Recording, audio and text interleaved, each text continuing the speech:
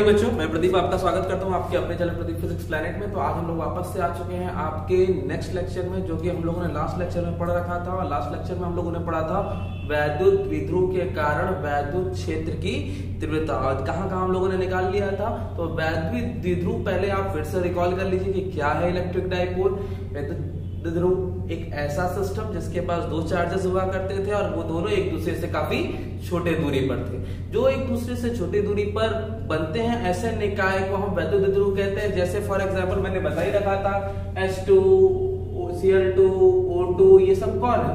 ये सब आपके इलेक्ट्रिक डाइपोल्स हैं। HCl, NaCl सब डाइपोल हैं। हर डाइपोल का अपना नेट चार्ज जीरो ही होता है, क्योंकि आपको पता ही है क्योंकि लेफ्ट चार्ज जितने चार्ज होते हैं उतना ही राइट साइड भी उतना ही चार्ज है। दोनों का नेट चार्ज जीरो होता है। क्योंकि नेट चार्ज जीरो है तो इसका मतलब क्या है? इसका वैद्युत क्षेत्र भी जीरो होगा। तो इसका जवाब है नहीं नहीं, ऐसा बिल्कुल नहीं है। वैद्युत क्षेत्र है जीरो नहीं होता। तो वैद्युत क्षेत्र कितना होता है? तो वैद्युत क्षेत्र हमेशा उस सिस्टम के पास कुछ न कुछ होता है, इसलिए क्योंकि दो आवेश एक के ऊपर एक नहीं बल्कि कुछ दूरी पर होते हैं, इसलिए वैद्युत क्षेत्र की तीव्रता आसपास मिलती है। इसी रिस्पेक्ट में हम लोगों ने तीन तरीके से वैद्युत क्षेत्र निकाल रखा था, याद होगा आपको?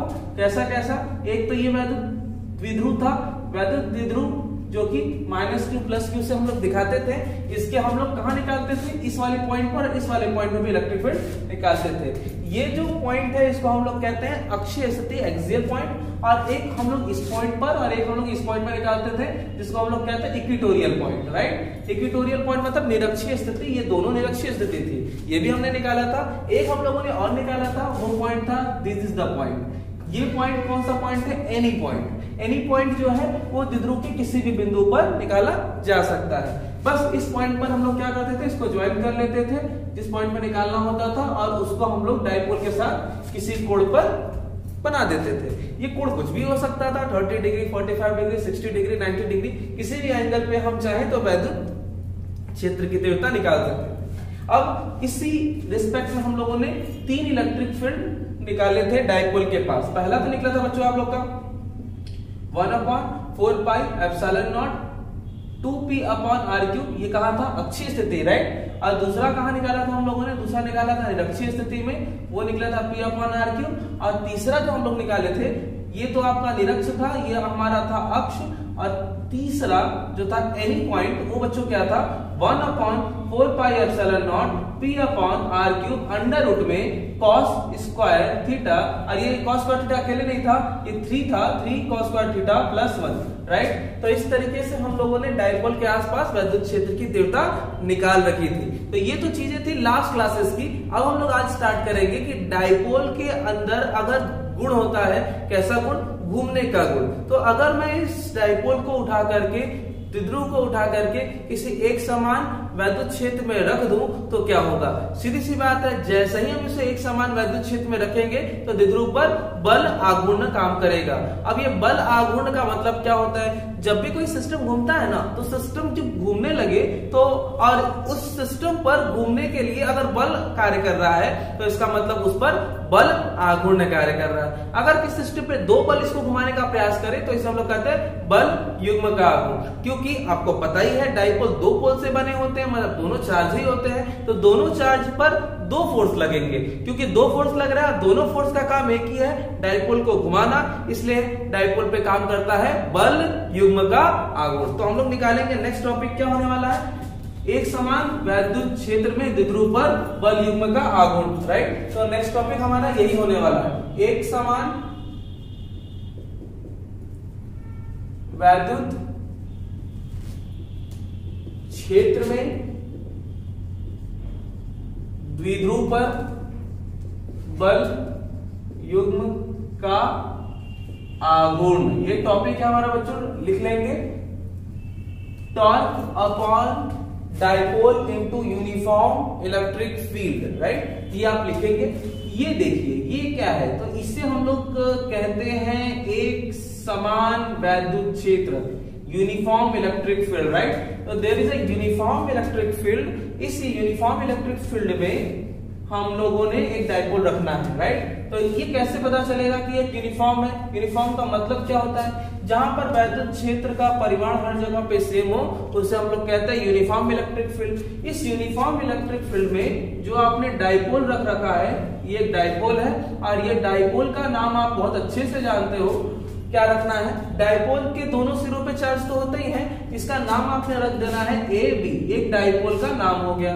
इस डायपोल की लेंथ आप डिसाइड कर लीजिए, इस डायपोल की लेंथ आपने डिसाइड कर रखी है 2L, राइट। तो इस दोनों सिरों पर चार्ज की वैल्यू सेम होती है, नेचर अलग अलग होता है, ये फील्ड यूनिफॉर्म है। और आपको बहुत अच्छे से पता होगा कि जो इलेक्ट्रिक फील्ड लाइंस होती है वो इलेक्ट्रिक फील्ड को जस्टिफाई करती है, दिखाती है। और लाइंस चलती कहां से है? तो याद होगा आपको प्लस से चलती है और समाप्त कहां पे होती है? माइनस की ओर। तो अब बताएं कि इस वाले चार्ज पर फोर्स लगेगा और इस वाले चार्ज पर भी फोर्स लगेगा, क्योंकि बहुत अच्छे से यहाँ ये पता है कि यूनिफॉर्म इलेक्ट्रिक फील्ड है और चार्ज भी दोनों साइड में सेम ही है।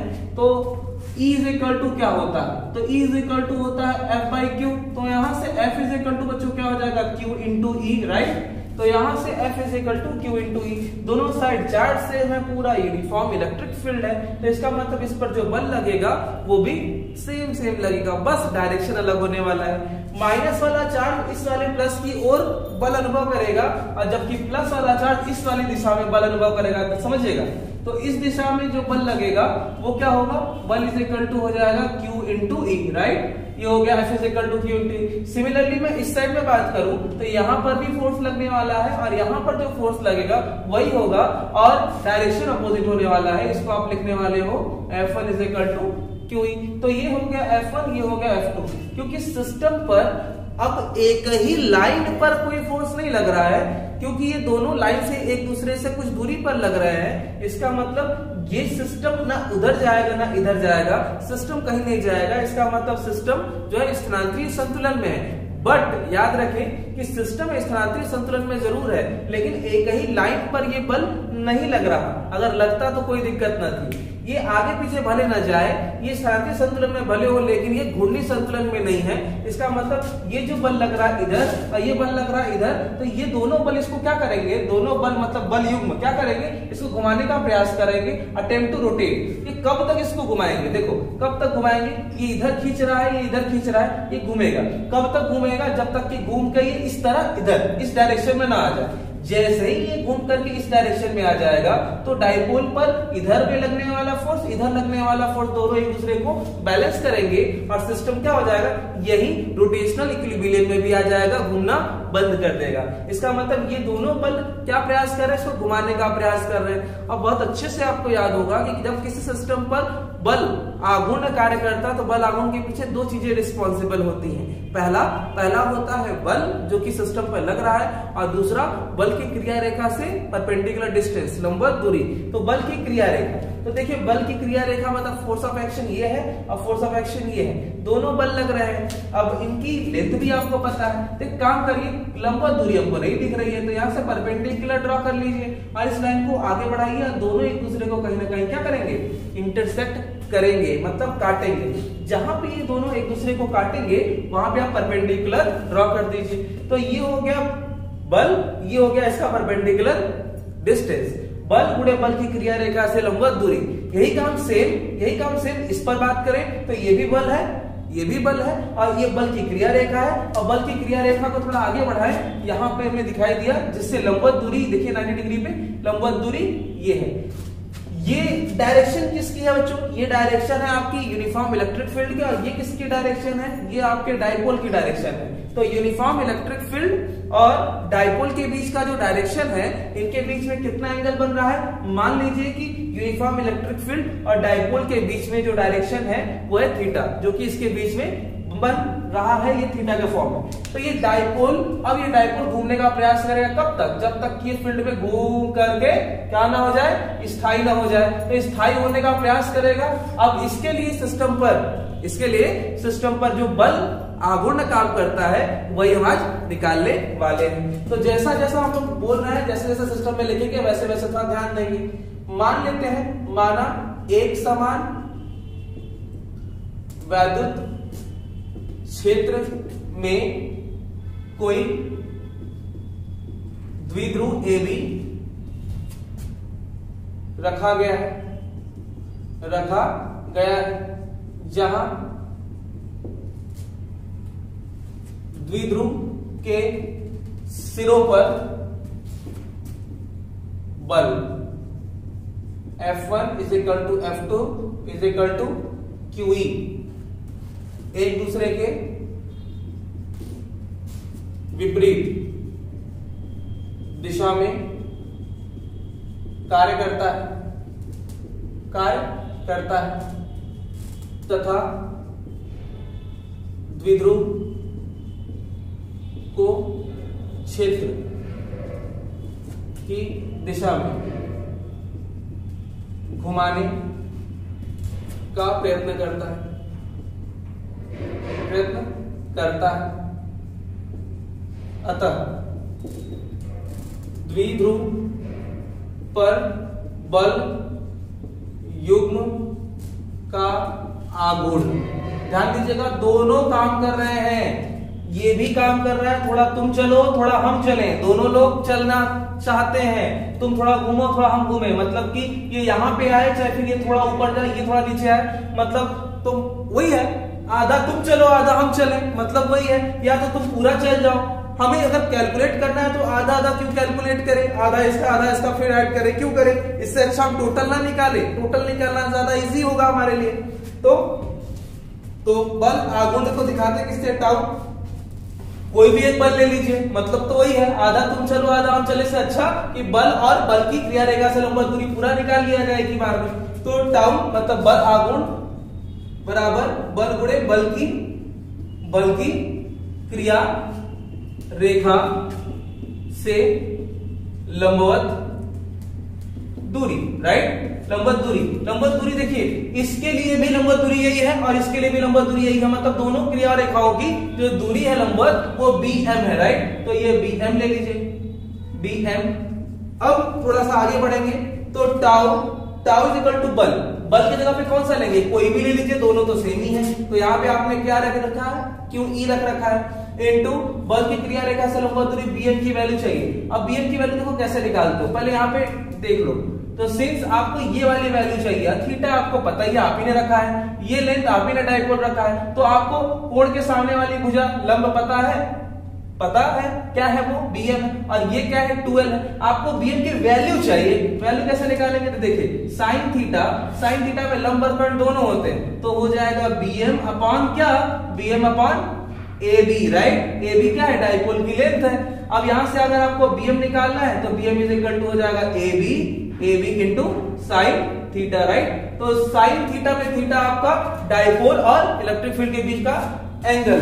अब AB की वैल्यू क्या होती है, AB की वैल्यू 12 दे रखा है हमने, तो 12 और साथ में क्या लिख रखा है, साइन थीटा। तो finally tau is equal to Q into 12 एक साथ रख दिया और साथ में E साइन थीटा रख दिया।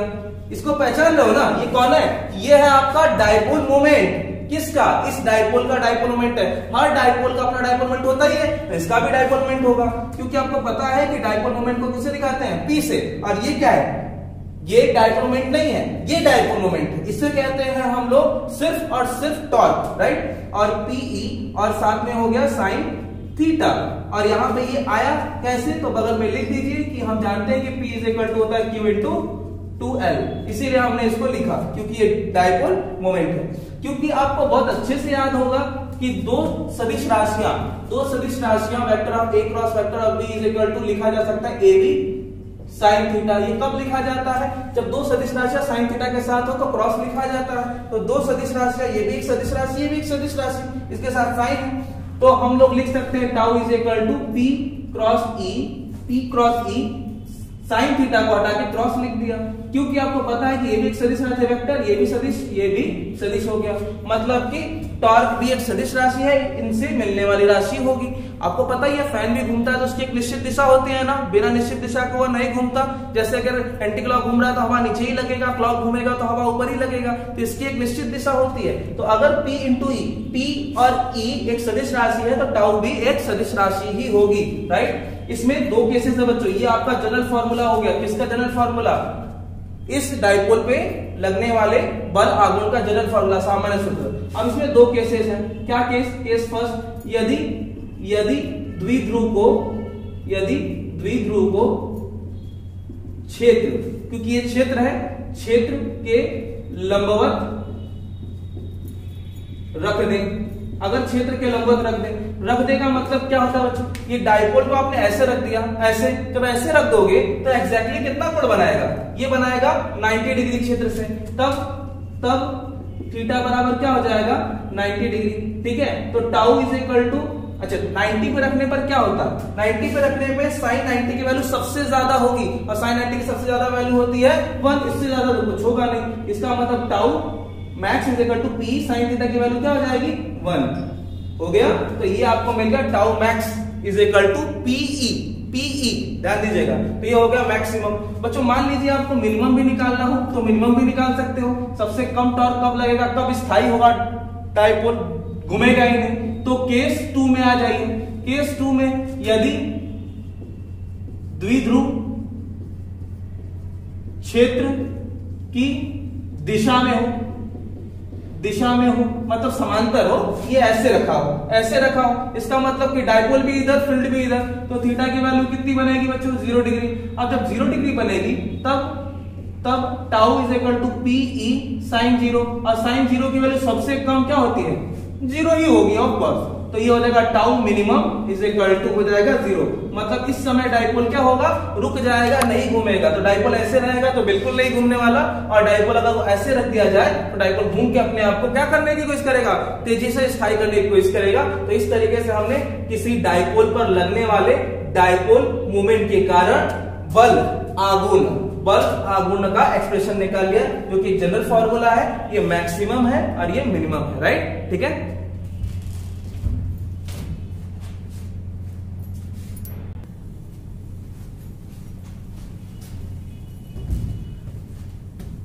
हाँ, तो हमारे पास बच्चों ये कुछ एग्जाम्पल है जो कि हमें उस टॉपिक के बाद इसको समझना, जो कि सिस्टमैटिक वे से आप ऐसी तरीके से समझेंगे।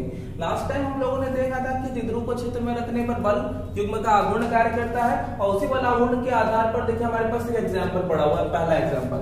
तो देखिए, अगर किसी 5 × 10³ न्यूटन प्रति कूलम के एक समान वैद्युत क्षेत्र में 2.5 × 10⁻⁸ कूलम मीटर का द्विध्रुव आघूर्ण वाले निकाय को 6 से 30 डिग्री कोण पर रखा जाए तो द्विध्रुव पर बल युग्म का आघूर्ण क्या होगा, राइट। पहले तो एक काम करेंगे, लिखते समय सॉल्यूशन लिख करके पहले लिख लीजिए क्या क्या चीजें दी गई हैं। तो ये क्या है, वैद्युत क्षेत्र है, तो वैद्युत क्षेत्र को लिखते हैं 5 × 10⁻³ न्यूटन पर कूलम, ये काम हो गया।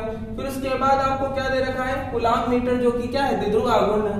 द्विध्रुव आघूर्ण P इज इक्वल टू लिखा जा सकता है 2.5 × 10⁻⁸